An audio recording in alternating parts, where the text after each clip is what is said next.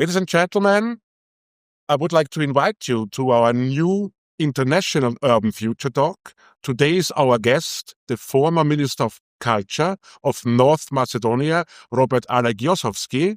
Be interested, be our guest. Join our Urban Future Talk.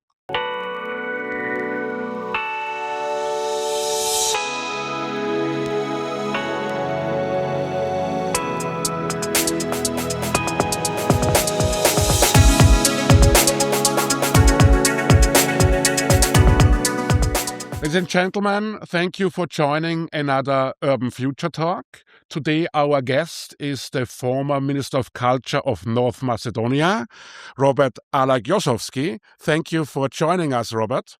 And our topics, dear guests, are Europe and especially culture. Robert, please introduce yourself in some sentences. Yeah, I've always been a cultural professional. So I have MA in Comparative Literature. I was involved in publishing, in projects connecting with publishing, but also with the cultural project management. So intercultural dialogue, decentralization, social cohesion, building cultural centers, organizing art residencies. So I was a person coming from the field. And then I joined the opposition, at that time Social Democrats, and then over several years I was the president of what we call Commission for Culture. So cultural policy issue was my expertise, and then being oriented towards European cultural cooperation. Very early, I got into international project, international partnership, networking all around Europe, so that in a way I'm also competent for European cultural policies. With this background, I became Minister of Culture in 2017 when the so-called colorful revolution, a big, massive citizens' protest overthrew the growing hybrid or autocratic government of the ex-ministers. And then, of course, in these 7 years that I spent in the government, I also moved to the position of national coordinator for intercultural dialogue. We implemented a lot of policies. Then now for a year and a half, I'm back in the cultural field when I always belonged, and now I'm again engaged into building international cooperation projects, of course with local impact and broader regional impact, let's say. Very interesting. Robert, we met at a gathering of the European Network River Cities, which recently relocated from Poland to Vienna and counts both the Urban Forum and the Wiener Bildungsakademie amongst its active members. May you say something about river cities and this cooperation? Yes. Well, first, congratulations on moving this important international network in Vienna. And my opinion was always that Vienna and Austria are a great component of the European Southern Eastern Balkans cooperation. And that's why I think it's very important to be recognized, but then that Vienna and Austria fully, in a way, acquire the fact that they are important mediator in the European and also, I would say, global cooperation. In river cities, I would say even before the government, since the very beginning of the network, in 2007. Then thanks to the network, we as a local NGO, Skopje-based, gained a lot of expertise. So this network offered us really the pathways to all the themes that are associated like water development, sustainability, green public spaces, and other topics. And then in Skopje, for 2 years, I've organized the Skopje River Festival, which was a novel thing at the time. And then we made a pause, and now I was so happy to come back to my old family and to find new friends, old friends, but still, I think that the network is now even more knowledgeable about these burning issues, which are now the climate change and the needs for sustainable development even more. So whoever I met within the network, this is tremendous work, experience, and expertise. And I think in the less developed environments like Balkans and especially North Macedonia, Skopje, we need this collaboration and need this expertise so that we can start doing things better. Of course, for our Institute Urban Forum, urbanity and urbanization are the main topics. Your country, North Macedonia, is a predominantly urban country with around 60% of the population living in 34 cities in 2023. The capital, Skopje, is the center in every respect, accounting for over 20% of the total population. Many countries are facing rural exodus, and and the major challenges this poses for cities. How do you assess the situation in your country? Yeah, unfortunately, I think it's not good because there was, as you noticed quite precisely, after the Second World War, the modernization of North Macedonia faced this urbanization. So what was traditionally agricultural and rural country moved to the bigger cities because of industrialization, and like that the rural population decreased. But then after our independence, we didn't have a very successful transition from socialist and planned economy to market society. So this further increase this centralization. And then as we were, let's say, a newly independent capital state, the capital city becomes so important, and then it was hub for different peaceful initiatives around the city. So whoever wants some job actually enters Skopje. Then with opening of the European Union space, a lot of young people especially, they migrated into European Union countries, first world countries, so that we are facing that. I myself would say am agent or victim of this movement because I was born in a small place, and then I moved to the capital of city at the age of 16 and I stayed there. And let's say my hometown decreased from 8,000 inhabitants to 3.5, so that there are such a beautiful but still empty family houses there. So you know both sides, the rural and the urban areas. Huh? Yes. You were born in Strumica. The city has almost 40,000 inhabitants, which would make it a large town even by Austrian standards.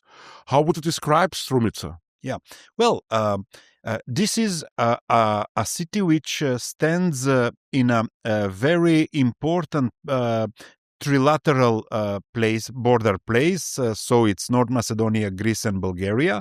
And thanks to this position, actually, there is a lot of trade and urban development. So Strumica is developing constantly and growing constantly, but then it's the same because due to the very lively rural area around, the migration is that everybody now from the surrounding villages want to have apartment and to live in Strumica. And then this is on one side making the city grow, but on the other side it depopulates further the villages. And this is one of the best agricultural soil. So the best red peppers, the best peanuts, so many articles were traditionally growing there, and now this is becoming less and less. So let's say in northern Italy, there is few areas like Piacenza, when you have the whole neighborhoods where 70% of a village in the Strumica rural area moved there, and now they work first in the construction industry, but then of course with their family coming, they made a small neighborhoods, not to say ghettos. So is it a form of suburbanity? Yeah. As I said, if somebody comes to a city abroad, then they try to drag in all the neighbors, all the friends, all the relatives. Yeah. So what was, let's say, this big movement of immigration and diaspora in the earlier 20th century? We are living it today as well. As mentioned, you are Minister of Culture of your country and National Coordinator for the Interculturalism, One Society, Cultural Development and Interministerial Cooperation in the government of the Republic of North Macedonia. What were your most pressing tasks and goals in this role? Yeah. So in the field of culture, we really want to reform the cultural system and to make it more open to cooperation with the European Union, because there is so-called institutional culture in North Macedonia, when the ministry has authority over 60 national institutions, and then there are over 60 more spread throughout the municipalities. But more or less they all depend on the budget from the Ministry of Culture. And then as it is so scarce, the financing, usually there is a little money left for the independent cultural sector. So one of our priorities was to further strengthen the independent intercultural sector, and then of course to support the culture of the minorities. But then also, as you mentioned, in the capacity for intercultural dialogue, we want to advance the minority rights.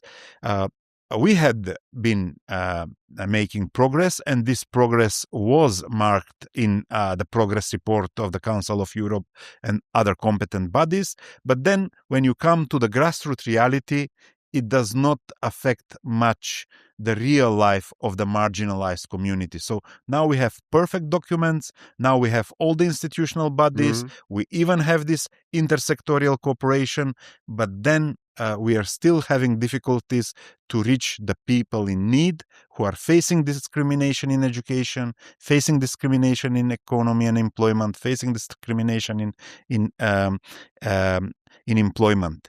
And then it is that the political parties very often use the interethnic relation to become more popular in populist or nationalistic rhetorics, and then this in a way affects negatively the heavy work, day-to-day work that we are doing. Sometimes a statement by politician and the echo in the media can have a worse effect than you have done something positively for 6 or 12 months.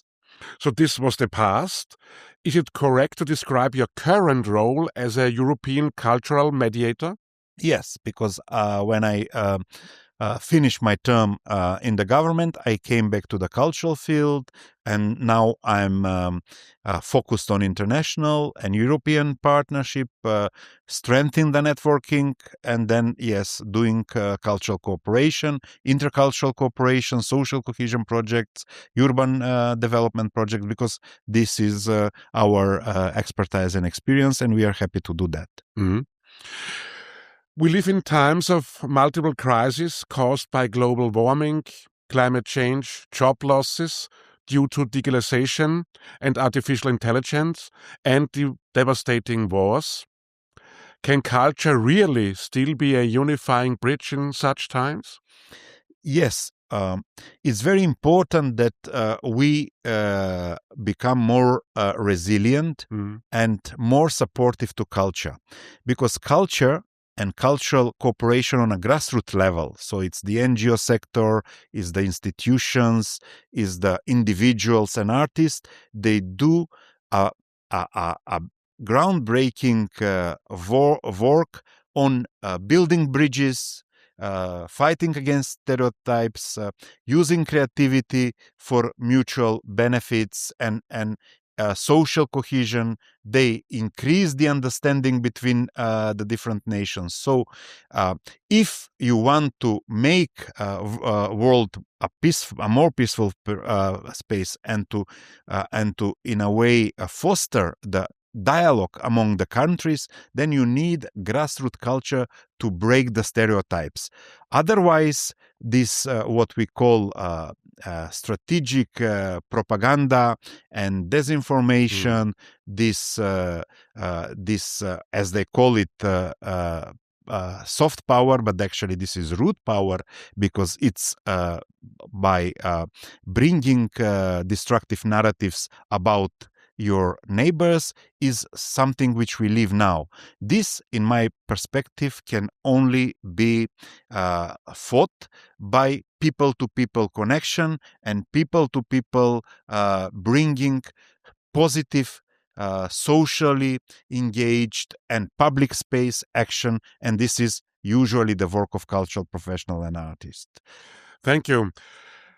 Dear guests, it was very interesting to have the former Minister of Culture of North Macedonia, Robert Alagjozovski, joining our Urban Future Talk. We talked about Europe, culture as a bridge, cities, and I think it was very interesting. And allow me a small summary, Robert. Make culture, not wars. Yeah, thank you so much. Thank you.